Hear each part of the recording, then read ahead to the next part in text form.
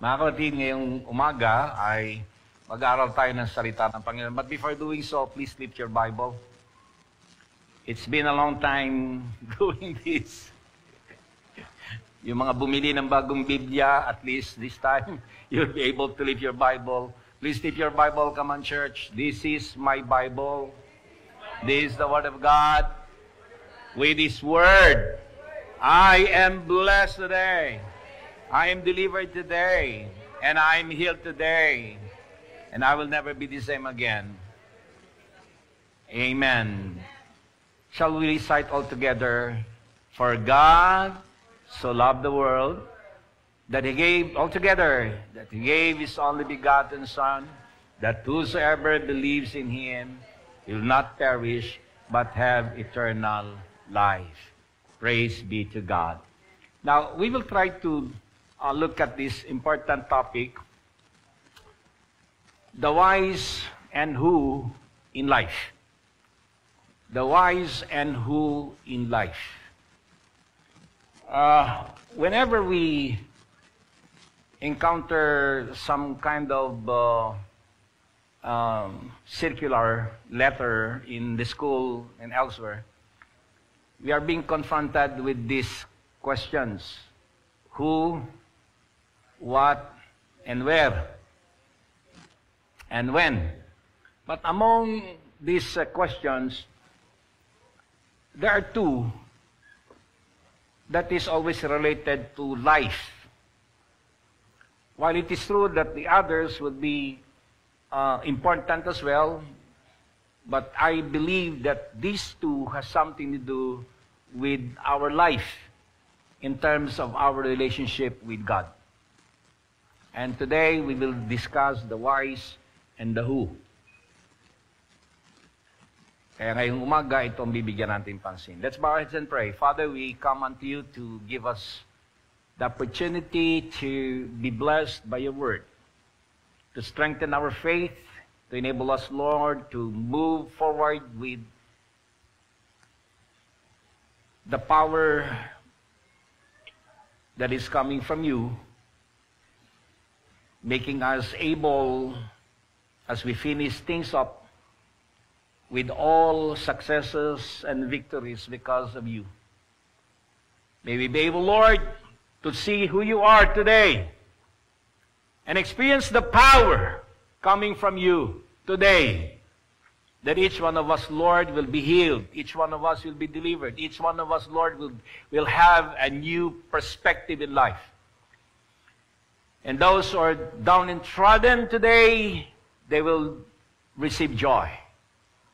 Enable this church to move on, to grow, to expand, and be able, Lord, to do your will by providing all our needs. We ask, Lord, that your Holy Spirit will be with us as we listen to you and as we ponder upon your word and upon this topic that we are about to receive from you. This we ask in the name of Jesus. Everybody say, Amen. The whys and the who. Jesus replied in John chapter 13, verse 7. Jesus replied, you do not realize now what I'm doing, but later you will understand. There are things in life that you're expecting answers right away. There are things in life when you make question and you're expecting that answers will be given to you as early as possible.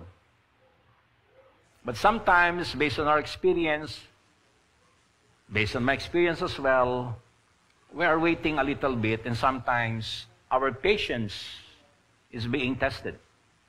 But again, Jesus replied in John 13:7, you do not realize now but what I'm doing, but later you will understand. You may be passing through the most difficult part of your life.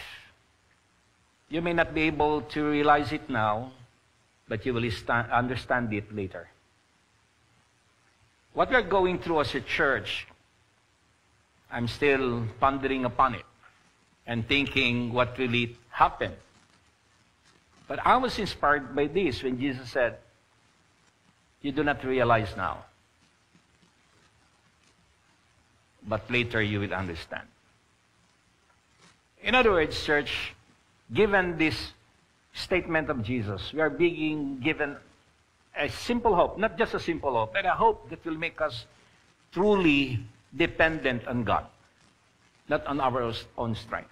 Let's move on. In the past, we find the question why. Kasi nangyari na eh. Kaya tinatanong mo why. Hindi naman pwedeng ang why ahead. Ang why ay laging tapos na. Kaya pa nagtatanong ka ng why, hindi ka nagtatanong ng why papunta sa bukas. Ang lagi mong tinatanong ng why dahil nangyari na. Bakit nangyari ito? That's a question. Why it has happened? Bakit?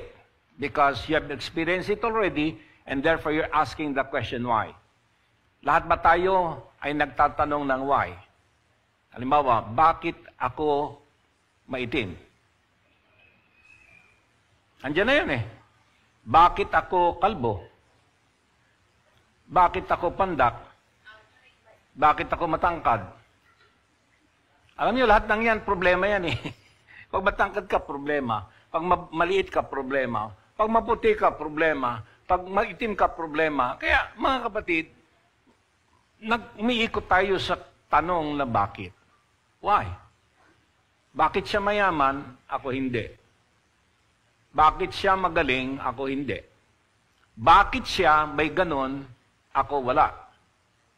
We always ask the question why because it is a question in the past. Kaya tanongin mo sarili mo ngayon.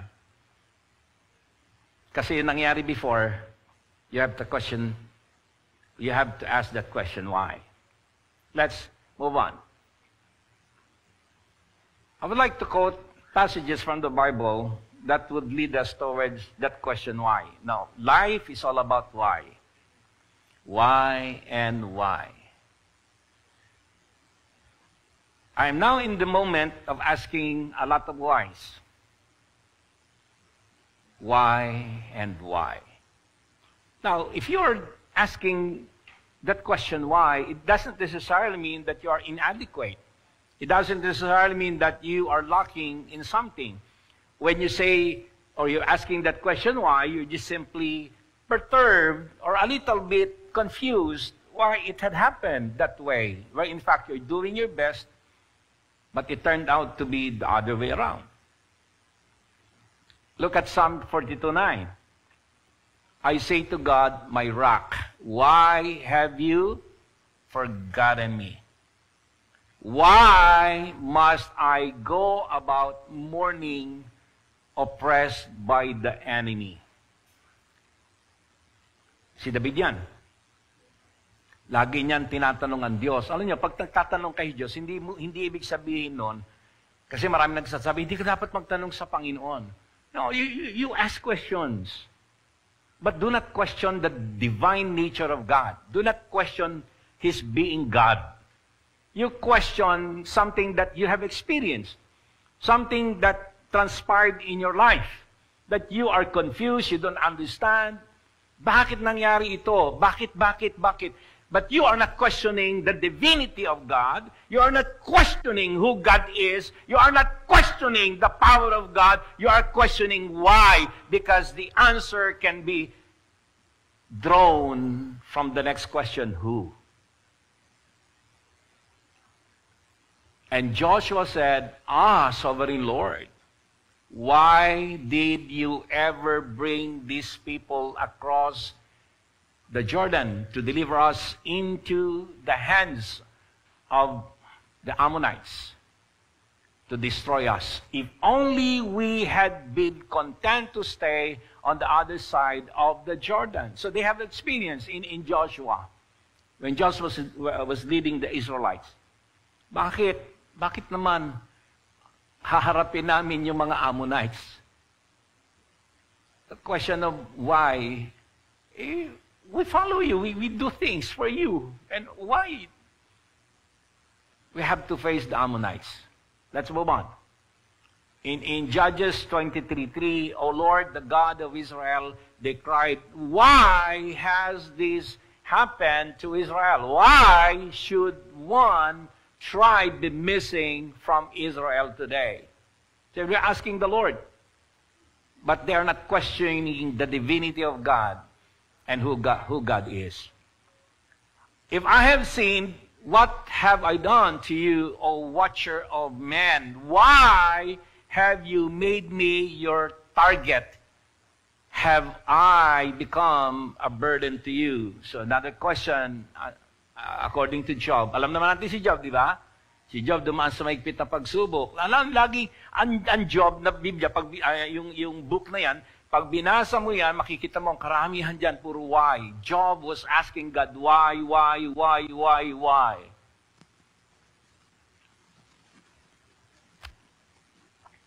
Mahalaga yung why. Ang buhay ng tao ay puno ng why. And we have to deal with why. Let's move on. In Psalm 22 verse 1, for the director of music, the tune of, ano yun? Hindi ko mabasa eh. Dawn of the morning. A psalm of David, my God, why have you forsaken me? Why are you so far from saving me, so far from the words of my groaning? In Jeremiah 5:19, and when the people ask, why has the Lord our God done all this to us? You will tell them,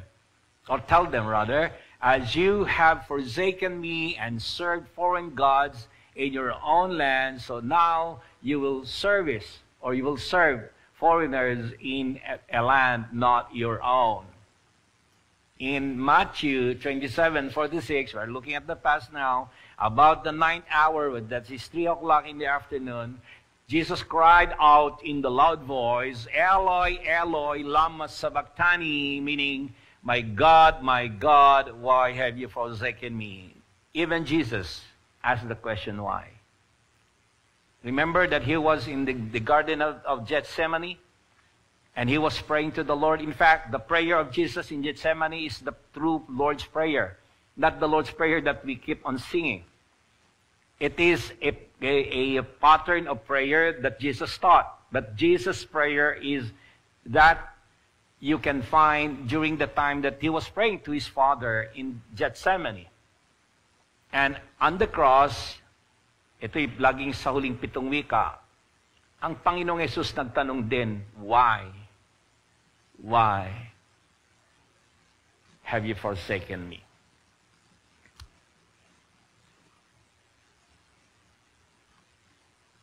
Why we ask the question why? Because we do not have a complete answer to all things in life. Kaya tayo nagtatanong na why sapagkat tayo ay kulang. Tayo ay inadequate to answer important things in life. Why? Because God possesses total knowledge. So we ask that question why? Because we lack knowledge. We lack something that would give us a complete answer to what's happening in our life. But one thing for sure is for us to be dependent on God, that God possesses total knowledge. Ang Diyos ang mayroong kumpletong kaalaman sa lahat ng bagay na yan. Number 2, we must be reminded, He knows the answer, even the hardest. Lahat ng pinakamahirap na tanong, kapatid, ay tandaan mo, ang Diyos may sagot diyan. But sometimes the answers take time to develop to where we can see them. Kaya sabi ng Panginoong Jesucristo, di ba, yung binasa natin nung una, you will not see them now. You cannot realize it at this time. But you will understand it. Maiintindihan mo yon. Sometimes we try to press God to give His answer right now. We want to press God that the answer to our situation must be dealt with right away. At pag hindi nangyari yon, ang Diyos masama. Ang tao hindi na mag-church. Ang tao hindi na pupunta para maglingkod sa Panginoon. At marami siyang mga gagawin because hindi po napagbigyan ang kanyang kagustuhan. Now, sabi ng Panginoon Jesucristo, you will not realize it now, but you will understand it soon. And this is the second point that I would like to give each one of us. In the future, our questions will be answered. Sino po naniniwala na yung mga tanong nila noong pang matagal na panahon ay nasasagot o nasagot na? But you have, of course, waited for quite some time. Pagpapasensyahan niyo na ako doon sa bagong sing-iro na ikinasal natin. Who would know that Saida, forgive me. I just want to make this an example to us, the kind of faith that we have to establish. Just imagine, naghihintay si Saida, at yung isa naman, pursuing several times.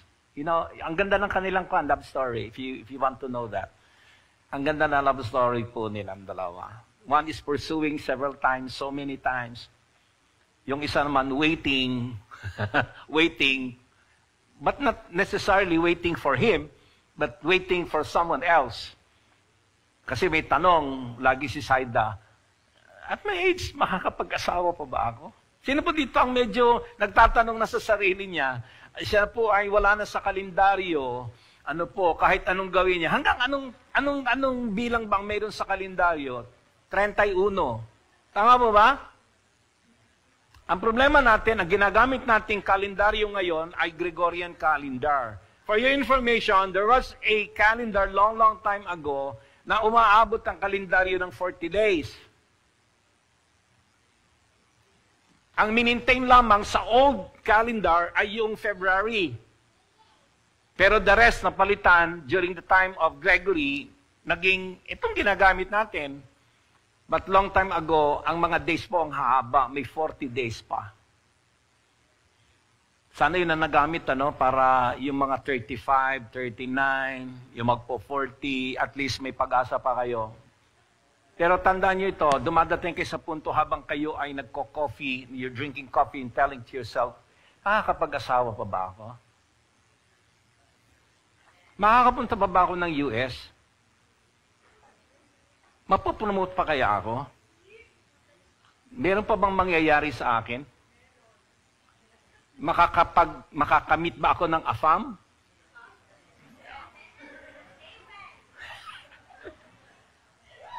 Gaganda pa ba ang aking economic life?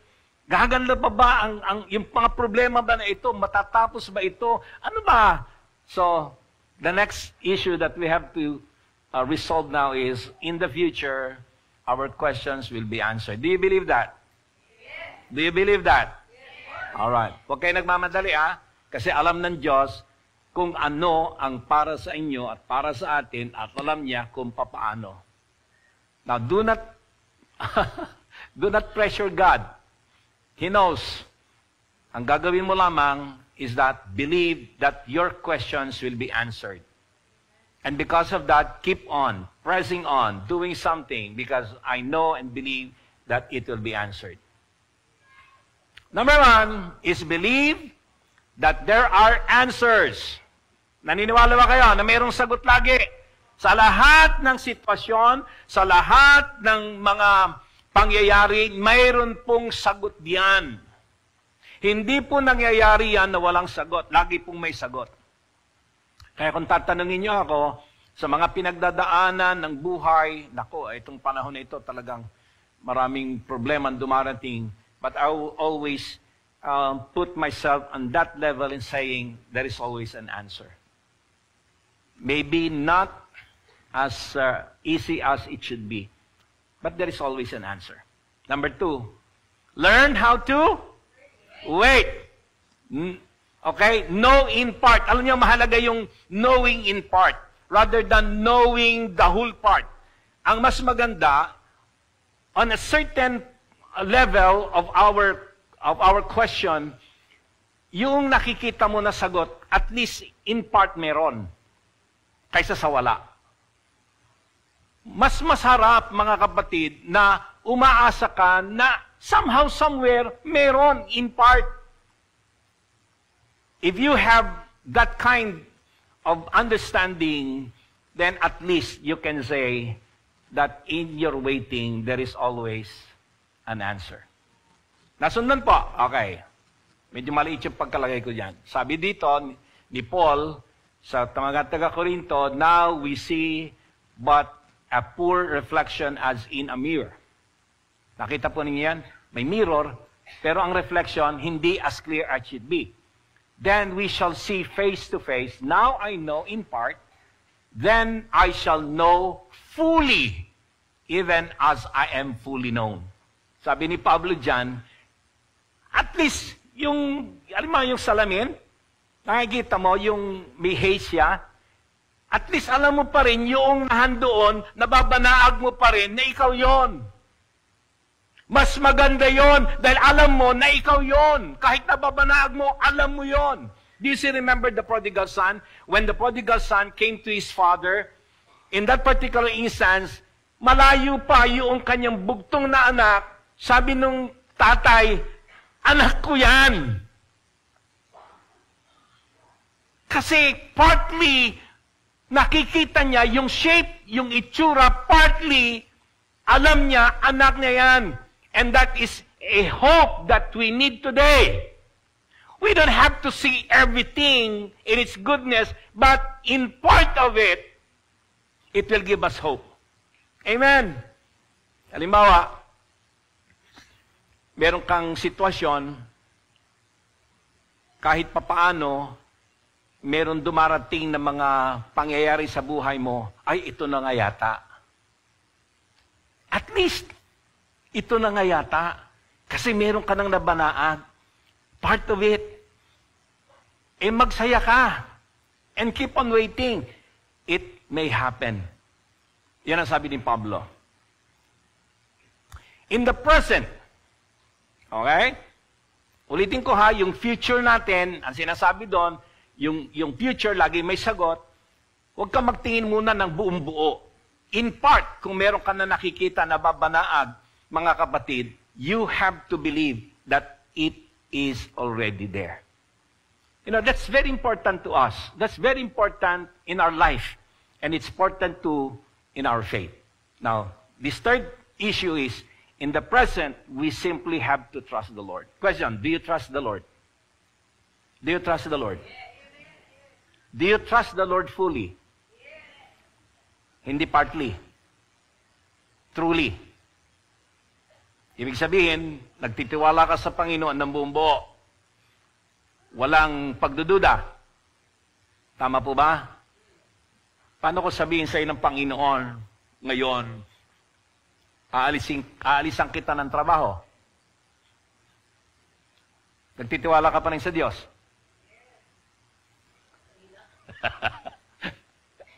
Pag sinabi ng Panginoon sa iyo ngayon, hindi mo na kita papupuntahin somewhere else. Nagtitiwala ka pa rin sa Panginoon. Alam niyo kung minsan ang pagtitiwala, inilalagay lang natin yan pag nangyayari. Pero pag hindi nangyayari, ang pagtitiwala, wala. Kaya ang tanong ko, talaga ba nagtitiwala kayo sa Diyos whatever happens? Walang sagot. Ang hirap di ba? Pero ang trust ay napaka-importante, especially we're dealing with God. If you're dealing with people, maari. But if you're dealing with God, definitely there is no hesitation, no reservation. Just simply trust the Lord. Whatever happens, the Lord knows what is best for you and for me. God knows what is best for this church. Amen. Alam niyo bakit? Sino ba nagbibigay sa atin ng hininga? Sino nagbibigay sa atin ng kailangan natin araw-araw? Sino ang nagdadala sa atin sa magagandang kalagayan ng buhay? Hindi ba ang Diyos din ang siyang gagawa nito? Ang kailangan lang natin magtiwala sa Panginoon.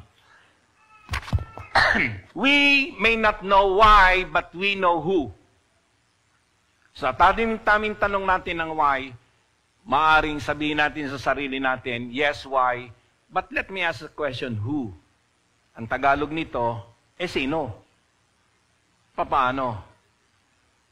In Mark chapter 7:37 says, people were overwhelmed with amazement. He has done everything well.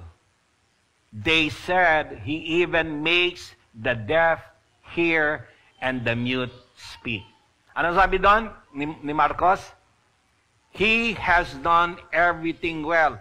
When they were looking at Jesus, in the ministry of the Lord Jesus, they have seen Jesus doing everything well. So bakit ka magtatakot if Jesus is doing everything well? If we know that God is doing everything well, if He is the source of everything, He is the source of our wealth, He is the source of life, He is the source of everything, why remove that complete trust in Him? Siya naman palang pinangagalingan. Bakit hindi tayo magtitiwala? Anong gagawin natin doon sa who? Ang who would be the answer. Do not look for an answer that will answer your question why, but you have to answer the question who and where to put our complete trust and our dependence. Number one is turn your eyes upon Jesus. Kaya bang tugtugin ng praise and worship team yan? Yung turn your eyes upon Jesus? Pwede bang pumanik kayo dito? Let's try to do this. Turn your eyes upon Jesus. You know, that's, when we ask a question, why, ang dami nating why. The complete answer for that why, as we make a summary of it, is the who. If you have the why, you must have the who. And the only way that can give us a complete hope, complete peace, and as we continue our faith, is to turn our eyes upon who? Jesus. Who? Jesus. Jesus can make the difference. And He is the difference in our lives today. Alam nyo, karamihan ngayon, they are turning their eyes upon what? Upon material things. Sige, alin na kayo? They are turning their eyes upon what? Upon wealth. They are turning their eyes upon those people whom they can trust. They are turning their eyes upon the world. They are turning their eyes upon what their hands can find and can do. But never to turn their eyes upon Jesus. They failed to answer that why by responding a question of who. So today, kapatid, as we face challenges, by the way, naalala ko lang ngayon, it cropped up to me, may mabigat ngayong climate issues sa US. Ewan ko, nabasa ninyo yun. Yung heat wave that will sweep the entire, practically from the East Coast to Midwest and portion of the ano ba tawag dito? And West Coast. Nabalitaan ko lang yan kaninang umaga. Aabot sa 90 degrees up to, I think it's Fahrenheit, up to 95 scorching. Kaya, you know, the climate change will give so much problem in us. What's happening? May bago na naman COVID-19 variant. Meron naman nangyayari ng mga hindi natin inaasahan all over the world. Look at the war that is now going on. And there will be a lot of wars. Wars and wars will be experienced by the world. We are turning our eyes on technology. Amen. We are turning our eyes on our gadget. We're turning our eyes on the things that will give us pleasure, but we fail to turn our eyes upon Jesus. That is the answer to our whys. The answer to our why is who? And this is Jesus. Let's sing all together. Will you? Can you sing with us? Hallelujah. Open your heart. This is the who, the answer to our whys.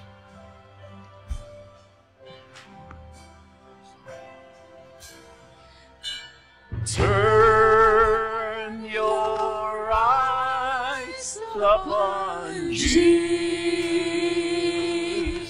Amen. Let's sing all together. Come on, church. In His wonderful face. Amen and amen.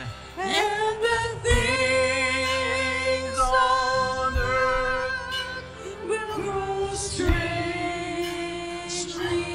dear in the light. Hallelujah, Lord. Amen. Where to turn to? Who?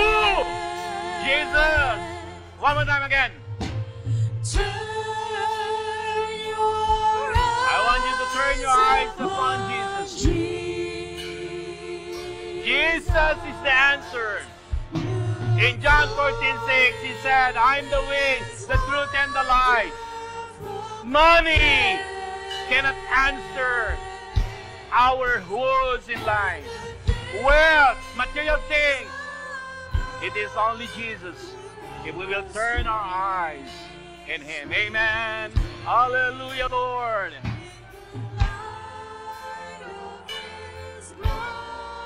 Can we sing that loudly, church? Come on, from your heart. One more time, let's sing. Here we go.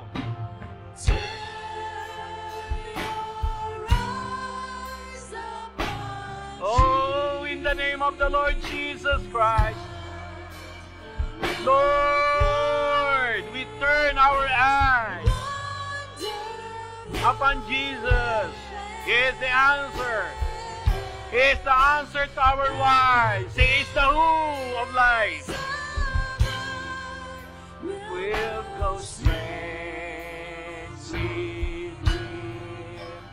in the light of His glory and grace. Hallelujah. Ibigay nga po yung pinakamataas sa palakpak sa Diyos na buhay. Mga kapatid, we have a lot of whys. The only answer to that whys would be who? And that is Jesus. Let us close our eyes and pray right now. Lord, we have a lot of whys in life. And the only answer to all our whys would be who? And that is Jesus. We have failed, Lord, to build a life that is turning to the Lord Jesus. Enable us today, Lord, as we continue our journey in this world with these troubles, difficulties, and a lot of whys in life, that the answer is who, and that is Jesus. Help us to turn upon Jesus, who will lift us up, who will bring joy upon us, who will guide us, who will strengthen us. And today, Lord, I pray, as I pray in this personal prayer, if this is your prayer as well, I pray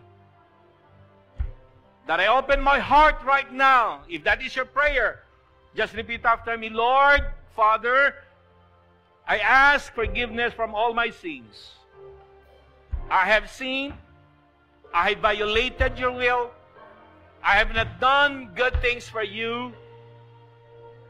I was in the world and continue into the flesh. This morning, Father, I ask you to forgive me and to cleanse me from all of these sins and mistakes. And I'm ready right now to be with you by opening my heart and asking your begotten Son, Lord Jesus, to come into my heart, to sit at the very throne of my heart, that it is Jesus who will be my Lord and Savior from now on and forever. That it is Jesus who will answer the whys of my life. It is Jesus who will bring me into something that will make me a better person. It is good. It is Jesus who will enable me to become strong in faith and in life. Thank you, Jesus, for coming into my heart today, for giving me a new way of life, for giving me a new joy, a new hope, and to move forward because of you. This we pray in the name of Jesus. Everybody say, Amen and Amen. Minsan pa, bigay po yung pinamataas sa palakpak sa Diyos. Good morning and God bless us all.